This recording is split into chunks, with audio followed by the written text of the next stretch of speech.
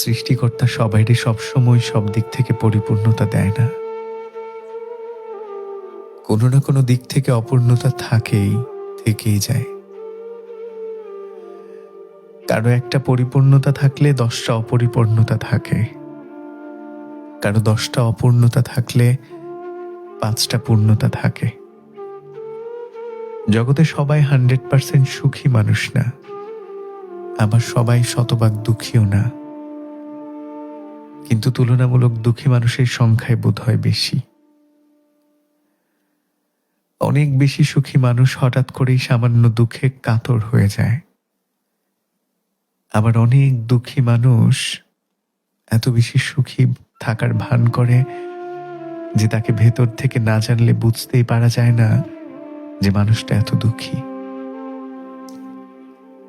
Life is very unpredictable. কখন কাকে কোথায় নিয়ে দাঁড় করিয়ে দেয় জীবন তা কেউই বলতে পারে না। সুস্থ সুন্দর জীবন দেখা যায় হঠাৎ করে তুমুল ঝড়ে এলোমেলো হয়ে যায়।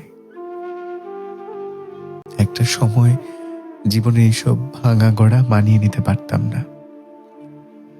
প্রথম প্রথম সামান্য দুঃখ পেলেই জীবন থেকে পালিয়ে বাঁচতে চাইতাম। তখন জীবন থেকে পালিয়ে বাঁচতে চাইলেই আটকে যেতাম একটা মুখ মনে করে, আমার আপন মানুষের মুখ।